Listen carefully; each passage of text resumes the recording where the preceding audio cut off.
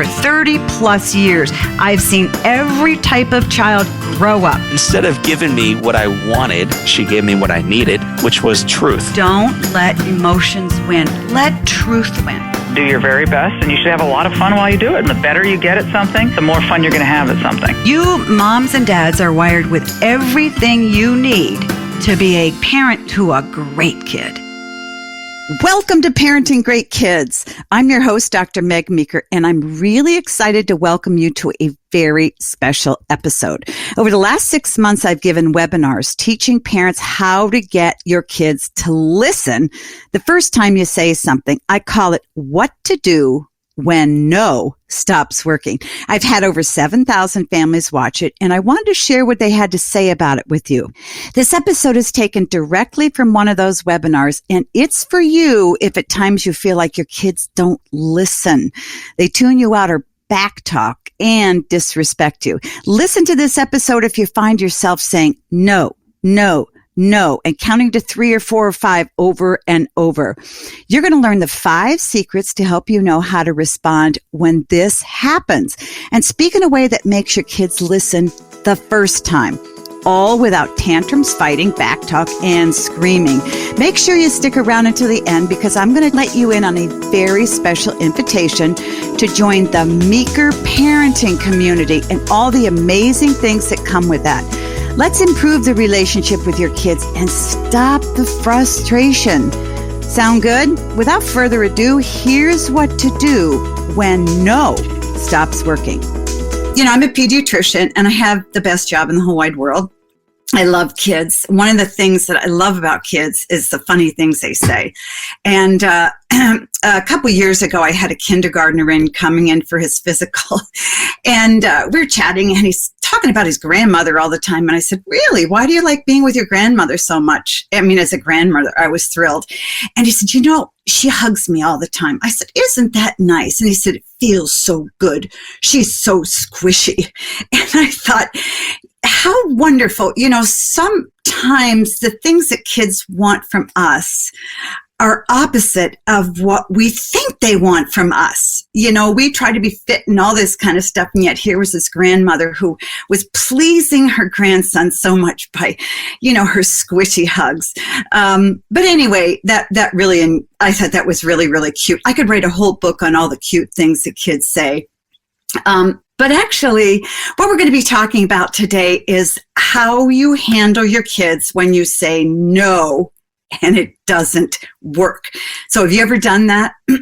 Have you ever even told your 2 or 3-year-old, no, stop biting your sister, and he just runs away and doesn't pay any attention? Sure. I mean, you're a normal parent. And I've been there, 5-year-old, 10-year-old, that you tell them what to do and they look at you with this smirky look and say, no, I'm not going to do that. Well, that's what we're going to talk about today. And we're going to talk about setting boundaries with our kids. You know, I remember as a young mom, I felt this sense that life was chaos and I was exhausted. And I really felt that there was a lot of confusion. I didn't know what I was doing wrong because my kids were rude. They were talking back. I thought, what's wrong with me? And then I had a patient come in a couple of years ago. I'll call her Sarah, and she felt the exact same way. And she said, you know what, Dr. Meeker, I have a 7-year-old son. He won't listen to me. I tell him to turn off his video games. He pretends I'm not there. He's rude. She said, to tell you the truth, I don't know if I really even like him. And I knew exactly how she felt. Now, when I was a young mom, I didn't have any help. And that really, really bothered me because I wanted to somebody come along and say, here, try this and try this. But nobody did. But when Sarah came in and she told me these things, I said, honey, I get it. I have help for you. And I gave her my Simple Discipline That Works program. She came back in a month. She'd applied 2 of the principles that I talk about in there, and boom, her son had changed 180 degrees. Here's why she was so exasperated, because she knew her kid was a good kid, and he was. And with his bad behavior, she thought, does he have ADHD? Does he have anxiety? Does he have a learning disorder? No, he just hadn't had boundaries set well. And was she a good mom? She was a great mom, but she didn't get the help she needed. So that's why I'm here, to give you the help you need, because you are a good parent and your kids are good kids. You say, well, you've never met them. Yes, I have. I've met so many kids, and I know you're a good parent because you're here. You're learning. You're digging in. You're trying to do the best you can. And so let me show you what living out of crazy and chaos like she was living in looks like. I was at the park with my 3-year-old granddaughter, and she was going down a twisty slide over and over and over. And we were getting ready to leave. And she finished at the bottom of the twisty slide, looked at me and was holding on the slide, looked at me with this very impish look. And I thought, uh-oh, she's going to go up that slide. I said, Maggie, no. Well, she looked back at me, and don't you know, she started up that slide. I said, Maggie, no. Well, that was it. She kept on going up the slide. I ran after her. I pulled her down the slide, and I took her over a tree. She screamed, told me I was a bad grandmother, tried to run away from the tree, and I held her, and I held her, and I held her. I'd said no twice. It didn't work. So I wasn't going to say it 5 times. I put her in a timeout. She screamed. We withstood it. Lasted about 15 minutes. The rest of the day was perfect. So the principles I'm going to talk to you about in Simple Discipline That Works are simple, and they work. So as we're talking, I want to know, what are the behaviors you're struggling with? Is there a specific one that's bothering you with your child? And it doesn't matter how old your child is. What is it that's driving you crazy? That's actually making you resent your child, and you don't even know if you like being in the same room with your child. And so that's what I want to know, because I want to dialogue, if you will, with you as best I can. Before I go on and we really dive in, I want to tell you a little bit about myself, and here's why. It's not that I'm interested in talking about me, but whenever you get advice from somebody, you need to know who's giving the advice. There's a lot of bad information out there, friends. Just horrifying information. There's some good information, but the information you're taught shouldn't be someone's opinion. And it shouldn't be anecdotal, like, well, this happened to me one time and this works, so you should all try it. No. You need, if you're going to take important advice from somebody that's going to change you and change your child, you better know who that person is. So I'm a pediatrician. I've been a pediatrician over 32 years. I have 4 grown kids and 5 grandkids. I've written 7 books, and they've been quite popular. I've spoken all over the world. And I've been on the major radio shows, the major television shows, and that's been really fun. One of the most fun things, I was asked to speak at the United Nations, and it was so cool to see all of these men and women come from all over the world and talk about their hearts. And what's interesting, their hearts as parents were all the same.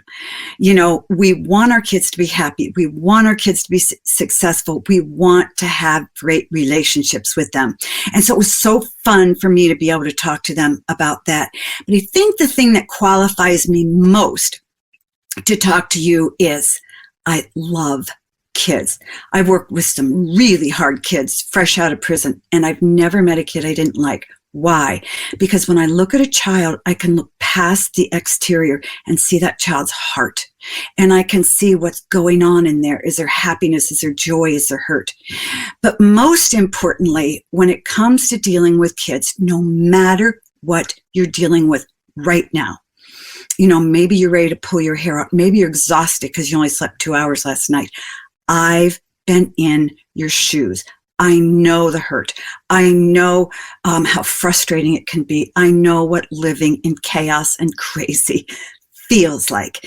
And so, like I said, when my kids were young, I desperately wanted somebody to come and help me, but there was nothing there. So I put together Simple Discipline That Works, because I didn't want my kids, as they parent their kids, to go through what I did.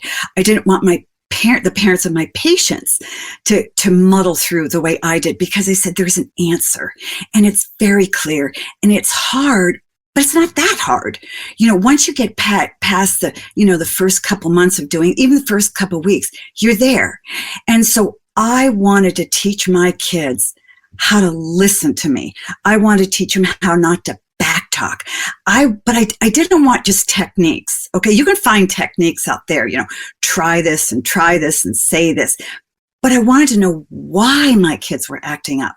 I didn't want just the superficial stuff. I wanted to know why. Secret number 1, treat your child as though he's the person you want him to be, or the person you want her to be. Now, what do I mean by that? That you should, tell her she can be an Olympic skater when she's really uncoordinated? No. Or, tell your son that he can be an NBA player when, he maxes out at 5'6". No. I'm talking about raising the level of your expectations for their character. I'm talking about, if you want your child to be patient, treat him as though he's already a patient kid.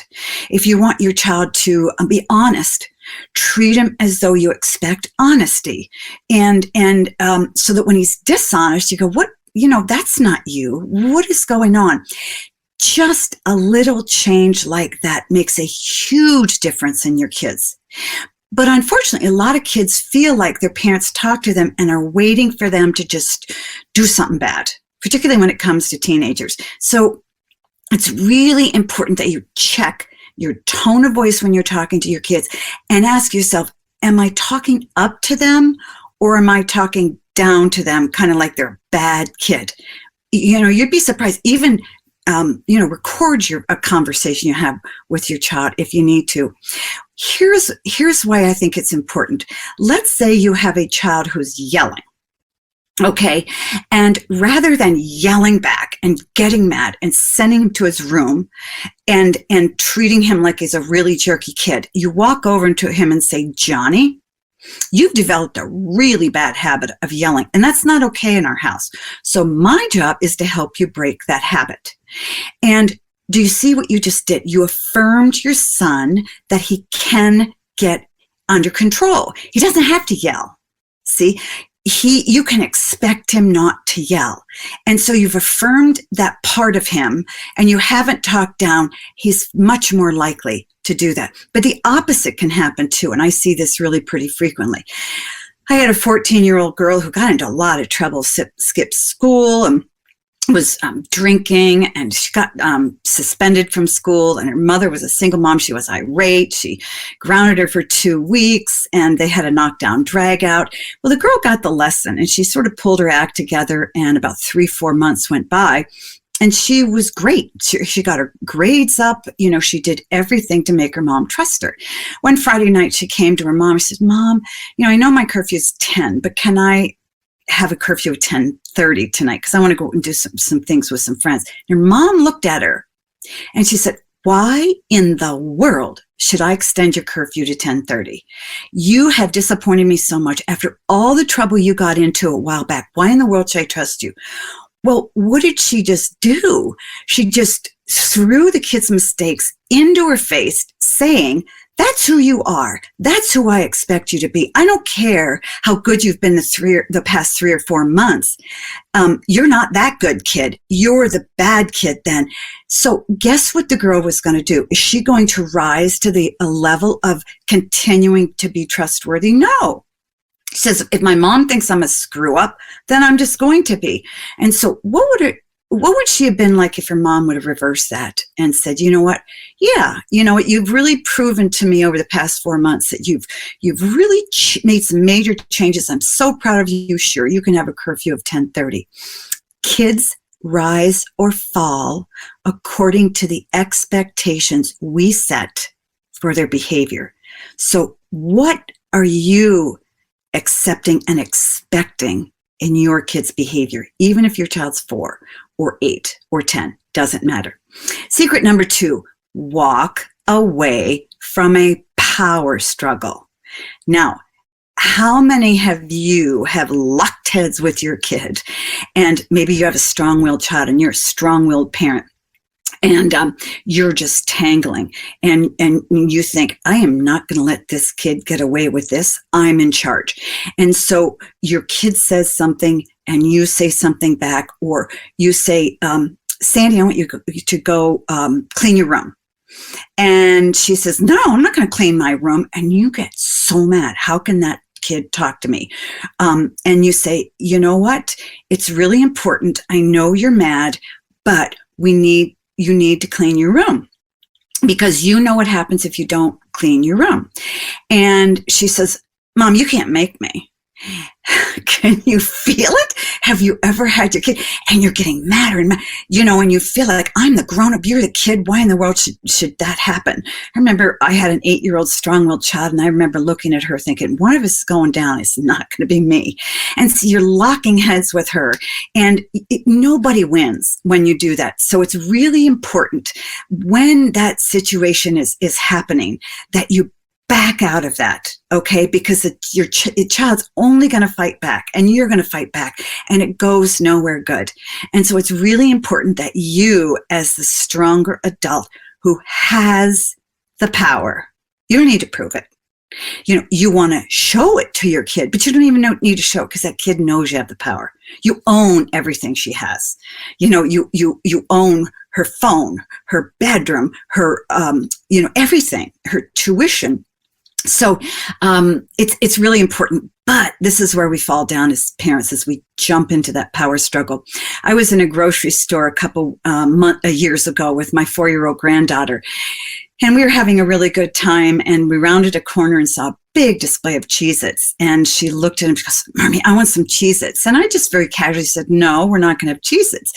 And within 30 seconds, this angelic kid turned into a monster. She threw herself on the floor. She started spitting and pounding and screaming. I was the worst grandmother in the whole wide world. And I was taken back because it happened just like that. And I thought, okay, took a big deep breath. I've been here before. I have 3 options. Option 1, buy a pack of Cheez-Its and throw it in the cart. Just get her to be quiet and leave. Well, I couldn't do that, because then she'd learn all I need to do to get my way is to throw a temper tantrum. No, I couldn't do that. The next option I had was to grab that kid in a military sergeant way, say, we're getting out of here. You're not going to embarrass me in front of my friends or at the store I know watching. And we'd leave the cart there, and I get mad and shove her into her car seat, yada, yada, yada. Well, that's not going to help. Yeah, she'll calm down for a few minutes, but it doesn't help in the long term. Or I could do what I chose to do, which is really become calmer. The more out of control your child gets, the calmer you need to be. It's hard. It takes a lot of discipline on your end, but that's how you diffuse a tough situation. That's how you diffuse a power struggle and keep yourself from getting all gnarled up in one. So I sat with her quietly after about 15 minutes, a long 15 minutes. She calmed down and she stopped crying, and I knelt down and I put her face in my hands and I said, are you ready to keep going? And she said, uh-huh. And again, we went and had a great rest of the day. So it's really important. Do not get into a power struggle. Secret number 3, always follow through with what you say. Is that a problem for you? Oh boy, it was a problem for me. And it's a problem for most parents, because kids have got our number. If we say things and don't follow through, though, kids believe that we don't really mean what we say. And it's true. They don't listen to us. Why should they? We can say you're grounded for 2 weeks, but if we only make them, stay grounded for 3 days, why in the world should they pay any attention? So not following through with what we say when we're disciplining our kids is really, really common. And a lot of times you might be feeling like this right now. Parents will come into me and say, you know what? I've tried everything and nothing works. And I often say to them, as we sort of dig, and tell me what your child does, and then tell me what you do, and tell me what happens after that. And usually what I find out is they give their child a consequence. The child makes their life so miserable for the following 3 days. They throw up their hands. I say, I can't take it. Here, have your phone. Okay. Do have whatever you want because I can't live with you anymore. They really have maxed out with their patience and they're ready to blow their top. And so it's really important to see what's going on when you might be getting into a struggle like this. I had a little girl, I'll call her Angie, and she swore at her mother one time.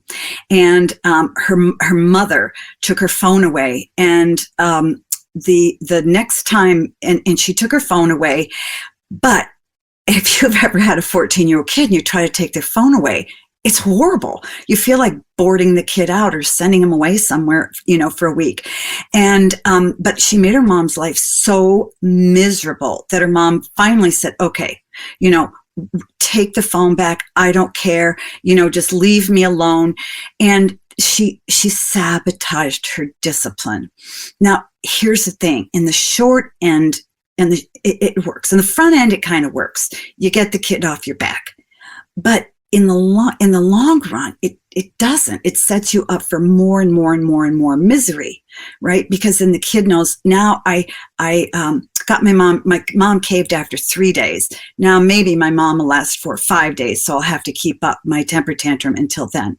So it's really important, if you give a consequence, you got to follow through. The other way we sabotage ourselves when we give consequences to our kids and we don't follow through is we say ridiculous things, okay? We say something like, Johnny, if you don't stop hitting your sister, you are going to go without dinner for 2 weeks. Or you think, what? And the kid goes, what are you talking about? You're not going to take dinner away from me for the next 2 weeks. Of course you're not. So again, kids don't listen to you. Parents, I hope you're enjoying this time together. I need to take a quick break, but don't go anywhere. I'll be right back. Secret number 4, listen more, talk less. Listen more, talk less. And I always tell parents, particularly grandparents, buy a lot of duct tape. Put it over your mouth. The best way to get your child to listen to you is to listen to the child first. You don't have to agree with them, but you have to listen, even if there's 3. Even if they're 4, they have to see what listening looks like. They have to know how to lock into a conversation and pay attention. And they only learn that when they see you pay attention to them. They feel respected and they see what listening really looks like. So it's really important that you listen more and talk less. One of the things that I've done, and I wonder if you've done this, so if you have done this, put it in the comments section, please, make me feel better. And that is when I ask my kids a question and they start to answer. While they're coming up with their answer, I am formulating my response to that answer while they're answering me. So they're saying, I asked them a question, they're saying, yeah, Mom, I tried this, da, da, da, da, da, and I'm not paying any attention to what they're saying because I'm thinking in my response. So as soon as they stop saying something, answer my question, boom, I jump in with my response. Well, what does that tell them? That tells them what you just said really doesn't matter to me. So why should you listen to me? Because you may think that what I say, shouldn't matter to you. Right? So you're not teaching kids how to listen. And it makes kids feel disrespected. And when kids feel disrespected, boom, they're out of there. Okay. They're not going to pay any attention to you. So if a child doesn't feel listened to or heard, why in the world should they engage in a conversation? Why in the world should they engage in a calm conversation, a fun conversation, conflict? Because they're used to tuning you out. And they know you're used to tuning them out. And so if that's what's going on in your house, there's no way any discipline or boundary setting is going to work. So I want to tell you a secret here. If you learn nothing else from this webinar, write this down. Secret number 1, if you want your kids to listen to you, look them in the eye when you talk to them. That means that if they're little, and they're a lot shorter than you are, you have to get down on your knees and you have to look them in the face and you have to make sure they're looking at you. Okay, so you don't talk until they're looking at you, eye contact. That lets your child know, and it lets anybody else know, I'm serious. Okay, we're having a conversation. You need to listen and I need to listen. And if your child is taller than you are, sit down at the table. Say, you know what, honey, we need to talk about some things. I need 5 minutes of your time, and I need you to sit down so that you're on equal ground, because that will make your child listen. If you're looking down or you're looking up or you're looking over, you can't make eye contact. Your kid's not going to pay any attention to you.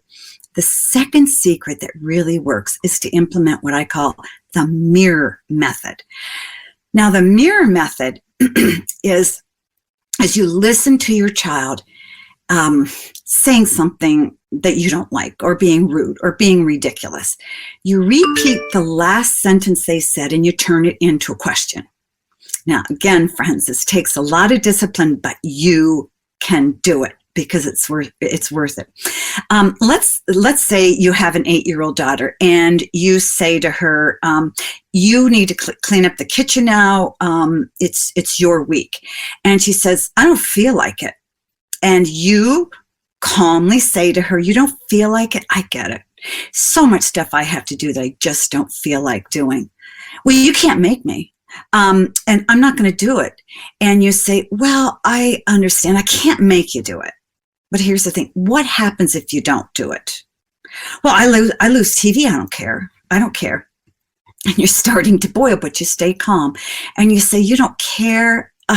But tonight your favorite show is on, and I was looking forward to sitting with you and watching your favorite television show. And then you just kind of leave it, and you leave it in her hands. And here's what you've done. And this is something that my friend Henry Cloud, who wrote the amazing book Boundaries, which you have to read, taught me. He said, you always put responsibility on the shoulders of the kids. He said, when my teenage girls go out for the night, they know the rules. They know what's going to happen. So before they leave, I say to them, girls, don't put me in a situation where I have to implement consequences, because that's a bummer for me. In other words, you're going to choose whether or not you're going to obey your consequences. And that's what you've done with that 8-year-old child. You've diffused the situation. And then if she says, I don't care about watching television with you, well, that's too bad. And then you add another consequence. Because if you're going to continue to do this and then you're going to enter in being rude, I have to, implement consequences for being rude, and then you give them another one. So this really is a technique that works. Look them in the eye, use the mirror method.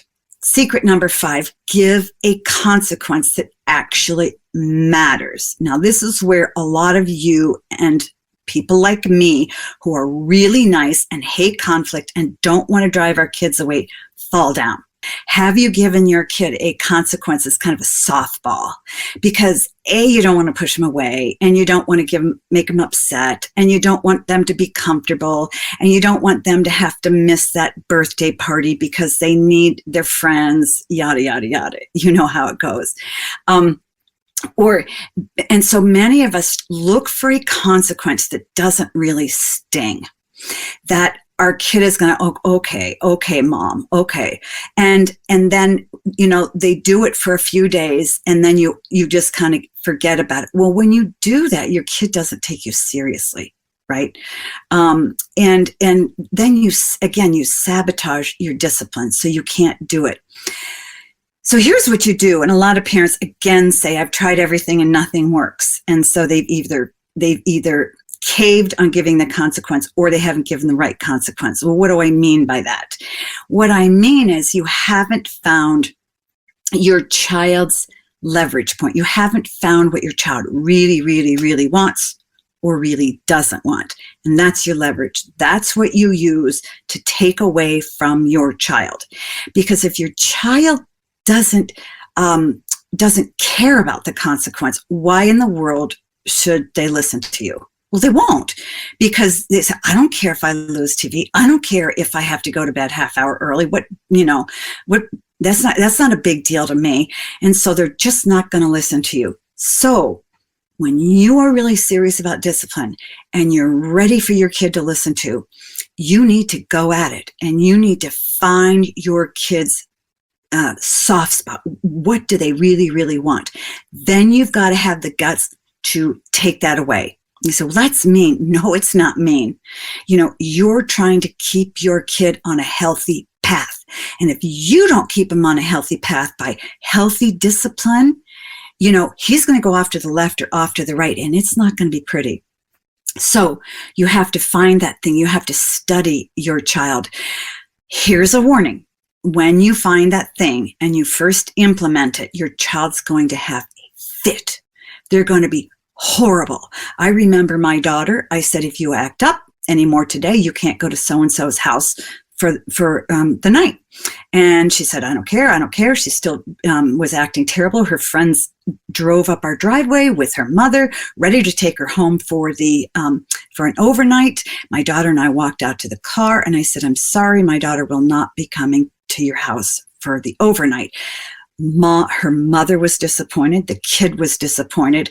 My daughter was having a fit, and I felt bad, but I cared more about getting my daughter to listen to me than to disappointing some people that day. And that did it, friends. You get your kid to turn the corner when you're serious about it. Find a consequence that stings. The other thing you can do is find something that they really don't want to do and give that as a consequence. Physical labor. I have a foster family in my practice. They have 19 kids. When they act out of line, dad sends the boys outside to chop wood, and the girls have other physical chores, and it works because they all know they have to do it. So they don't want to do that, so they're motivated to do what their parents tell them to do. So here's what I want you to think about.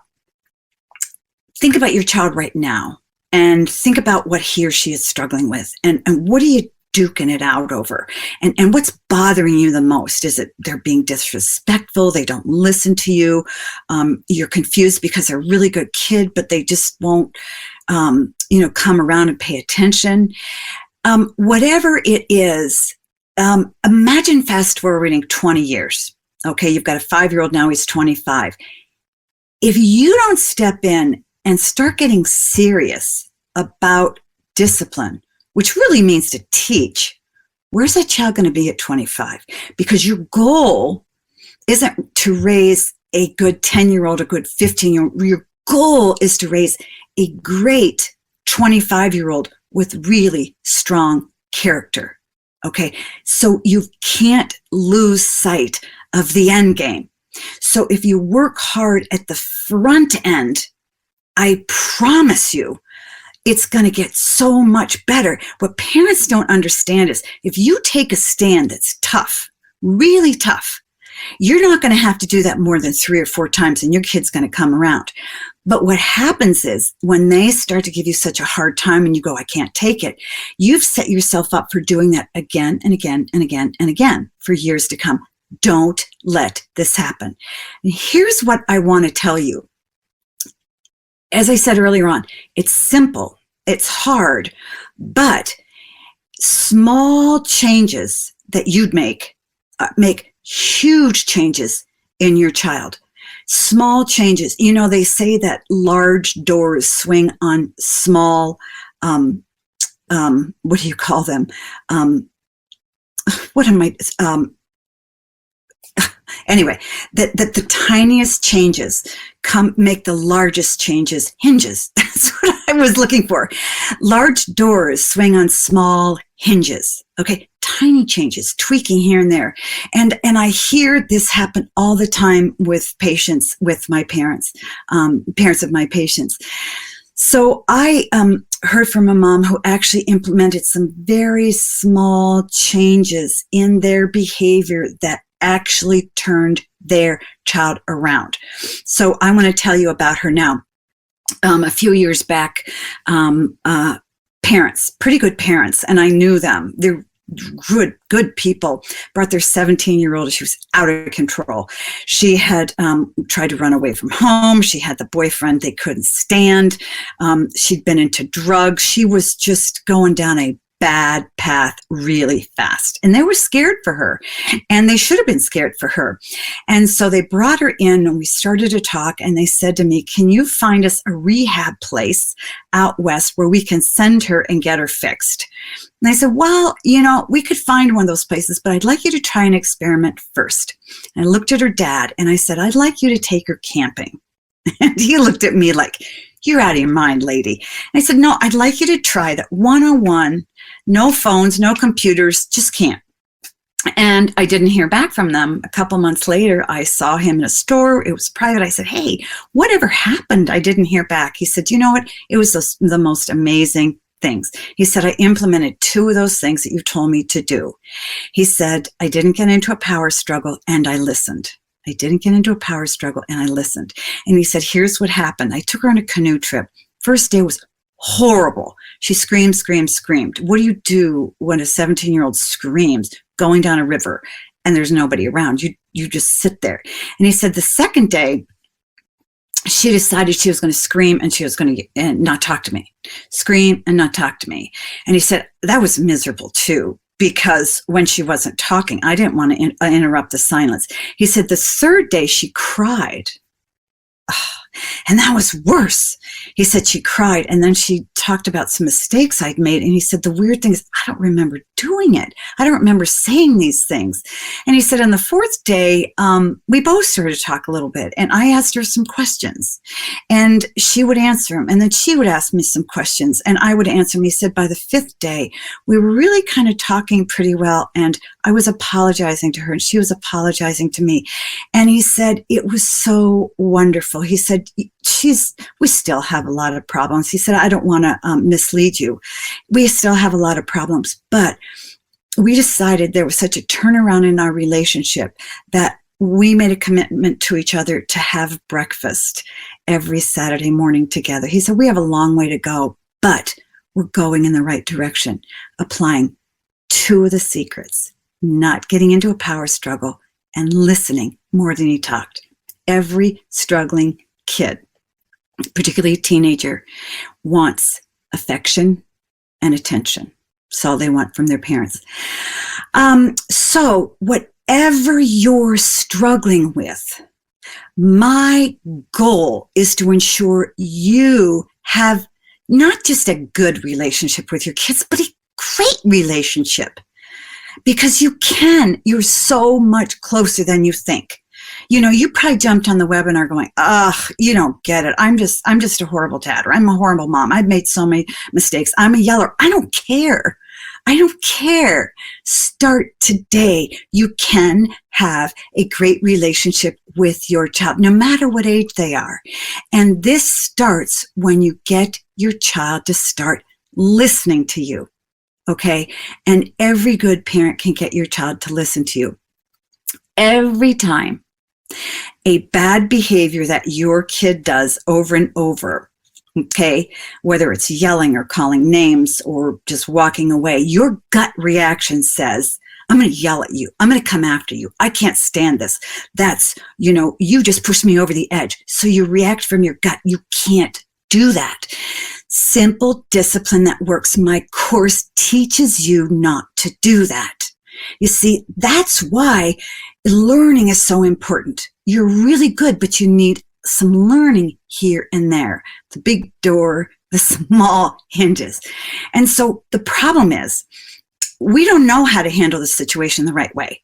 We've been in these situations over and over and over, and, we feel crazy, and the situation's crazy and chaotic, but we don't know how to get out of it. It's easier than you think. I want to teach you how to handle that situation well, and that's exactly what I do in my course. I have, friends, a proven plan that will get you to stop reacting to your kids and respond to your kids in a healthy adult way that helps you take control of the situation and appease and calm your child. I can teach you to get your kids to stop back talking, stop muttering under their breath when you say something that they don't like. I can help you stop that bad behavior in a minute and it's very simple, but it's hard. I can help you stop the whining, the complaining, the swearing, the yelling, the door slamming. But you have to come along with me. You can't keep doing what you're doing now because it doesn't work, right? It didn't work for me. And I can teach you how to do that, okay? And I do that in my course, Simple Discipline That Works. I know that life at home can be so much better for you.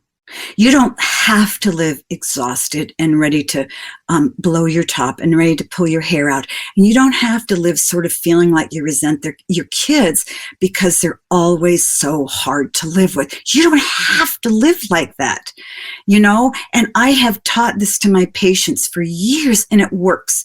And even if they don't apply all the secrets, if I can get them just to apply one or two, boom, those kids turn right around. The best part about this program, okay, you need to listen. The best part about the program is I tell you exactly what you need to do in very specific situations. Okay, you can't give the same consequences to a 3-year-old that you can to a 6-year-old. You can't give the same consequences to a 3-year-old who bites than a 3-year-old who colors on the table, right? And so what I really would like to do is bring chaos, turn chaos into peace. Can you imagine coming home at the end of the day after work or, you know, after a hard day, and there's calm and there's peace, and the kids are talking to you and they're helping out with dinner and they're 6 years old, and you say, go get ready for bed, and they get ready for bed. You are closer than you think to having that happen. But that's what I teach you specifically in Simple Discipline That Works. We want good kids. You know you have a good kid, but he needs to have some behaviors changed, okay? And you know you're a good parent, but you need to change some things too. You need to tweak them. We don't want to walk around mad and angry all the time. We don't want constant conflict and tension with our kids. In this webinar, I've shown you the foundation for discipline. You know, it enables you to begin to make some immediate changes, but tomorrow and next month and in 6 months and in 3 years, you're going to face other problems and you're going to face other challenges because those are going to be different as your child gets older, right? So it's not a one and done. I can't just give you the foundation and say, good luck. I hope it works. My program, Simple Discipline That Works, will help you get to the place in your parenting you really want to be. I know you may feel intimidated right now. I know you might be like I was and go, I'm just not going to do that. You don't understand. I'm just a nice person. I hate conflict. I want my kids to like me. They'll like you more, I promise you, if you discipline well. And you don't have to be a mean person doing it, but to teach well. Good discipline is about building skills to help in any situation that you find yourself in conflict with your kid. I wanted to create advice that really works. So here's the advice. My course took me 3 years to write. And it took a lot of experience for me to go to listening to kids, listening to their parents, you know, parenting my own kids and now helping to parent my grandkids. And I put my heart and soul and all the wisdom I had into this program because I didn't want you to struggle the way I struggled. I wanted help. You want help.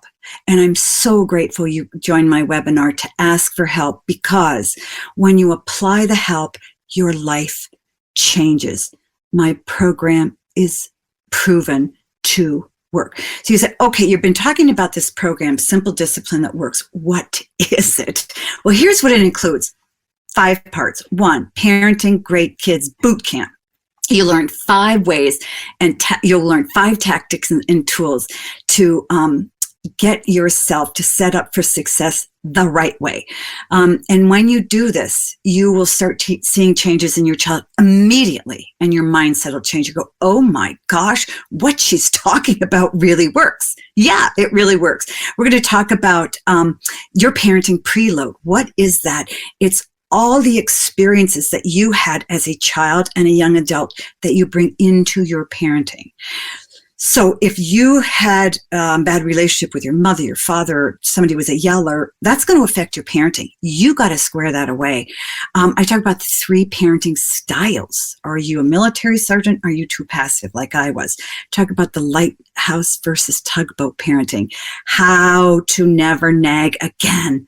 Wow, think about the energy you spend nagging. You don't need to nag anymore. Second part, busting bad behaviors. This is a quick fix. It's just what it sounds like. This will help you understand consequences and understand where bad behaviors come from. And it will empower you to set boundaries, even with very, very young children.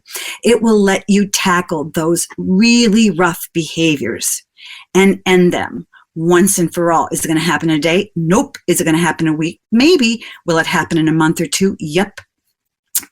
It will teach you age-appropriate discipline by behaviors. It also gives you an 8-step discipline solution. See how much more we have to talk about.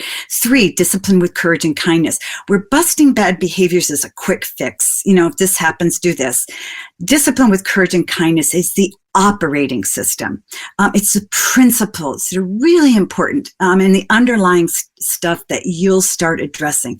You'll learn about building character in your kids. You'll learn about disciplining in peace and in conflict. Right? That's what we need to do, how to build character and have these amazing teaching moments. I will talk to you about the expansion principle. The real goal of discipline is not to hit your kids over the head. It's to teach and help create an amazing adult. How to teach your kids self-control, because any successful person, you and me, needs self-control. 4, the Ask Dr. Meg library. Here's where I answer really specific questions like how to get your spouse on the same page as you in discipline, how to get your ex-spouse on the same page with you when it comes to discipline. Here's where we tackle the really tough stuff, and I have tons and tons of answers here. It's where you get the ongoing coaching. Finally, we have the Meeker Parenting Community. This is a closed community where you and I and a lot of other parents come together, and we talk about everything. We talk about anything you want to talk about. We talk about how you tried one thing and it didn't work. How should you do it now? You interact with other parents. You help them. They help you. I help you all. So it's very alive, and it's really, really fun. That's everything that's included. And I know I've talked really fast. There's so much in there, friends, because when I tell you we can change your kids and change your parenting, I mean it. We really can. If you buy the course separately from my website, all of this would cost over $800. And I don't want it to cost you $800. It's always going to be available on my website. So you can go and get it anytime you want. Okay. But it's $800. But now, because I mean this, I'm going to offer every single one of you my course, all of the stuff I just talked about, for $199. But you got to jump on it right away. Okay, you got to jump. You got to go. You got to start. Okay, say today's a fresh day. Today's a fresh day with my parenting. As I said, changing your home from chaos to peace and order is so much closer than you think. It's so much closer than you think. Once you invest the time and the energy and you start going through the content in this course, and you take a small bite here and a small bite there, and let me show you how you're going to feel afterwards. And you're going to go, why didn't I start this 2, 3, 4, 5 years ago? And then you have the tools, and you're able to respond to your kids in any situation that you find them in or yourself in. You're just going to feel so much weight lifted off your shoulders. So let me share with you what will happen for your kids. This happens for your kids. Let me tell you about Stephanie. Stephanie had a son who just turned 12. He had really bad ADHD. Can you relate, parents who have a child with bad hyperactivity, or they just can't pay attention? It's hard. Or if you have a child that doesn't have it, it's really hard living with a child kind of out of control. She saw his self-esteem was going down. His confidence was going down. He didn't have many friends. He was kind of bouncing off the walls. And she said, to tell you the truth, I feel like I'm going to pull my hair out. She was at her wit's end. And Stephanie decided to invest in simple discipline that works. Really, really tough situation. And this is what she said. It hasn't even been a week of me changing my approach, and I can already see him carrying himself differently. His self-esteem started to come back. His self-confidence started to come back. Their relationship was calmer, and there was less conflict. Thank you, Dr. Meg. Doesn't that sound good to you? Of course it does. This stuff is the result of using the tools. And maybe you don't even have to use every tool in simple discipline. Maybe you just need a couple. Maybe you need them all. Maybe you need a couple this year and a couple next year. It's all here for all age children. No matter how many mistakes they've made, no matter how many mistakes you've made. My goal for you is to feel confident in your parenting. Kids don't respect words. You can tell them to respect you all you want because of this and this. They're not going to respect that. Kids respect action. And simple discipline that works is about teaching you to act, to talk less, to listen more, and to act better, and not to overspeak to your kids. I want to show you the best actions you need to take to raise the best kid you can. I just want to say that finally, friends, the kids who end up in my office in a really bad place, never said their parents over-disciplined them, and they never said they were too involved in their business. They said their parents never cared enough to say no. It's not about discipline. Good discipline makes kids feel important. Kids who get in trouble, like the ones I talked about earlier, are those whose parents bailed, they caved, they never gave consequences and stuck to them. They were smart parents. They were kind parents. They were too afraid to rely on what their gut was telling them to discipline their child in a healthy way when they exercised bad behavior. Kids who end up growing up to be extraordinary adults are the ones who had parents who were strong enough to set boundaries and learned how to be tough, but loving at the same time. I can help you get where you want to be. And you're so much closer than you think. I'm so excited for you to get started. I'm so excited to see you in the Meeker parenting community. This, I promise, is going to be one of the best decisions you ever made. Thank you so much for time with you. Thank you so much for taking time to be with me. I've really enjoyed interacting with you. Thank you for your questions, and click that link if you haven't done so already to get the program. Full money back guarantee, I promise. Thank you and have a great day. Thank you for listening. I would love to welcome you to Simple Discipline That Works and the Meeker parenting community. It is so fun. I hope that you'll jump on this special offer. As a reminder, for just $199, you'll get the blueprint to happy parenting and peace in your home through my Simple Discipline That Works program and access to my private Meeker parenting community where you can ask questions. Typically, this would cost over $800 if you bought it from my website. This deal isn't always available, so head to parentinggreatkidspodcast.com and sign up for that instant access to the program. Also, just for heading over there, I have 2 additional trainings that I'll give you absolutely free. Again, that's parentinggreatkidspodcast.com. And parents, always remember, great kids are raised, not born, and great parents are taught, not born.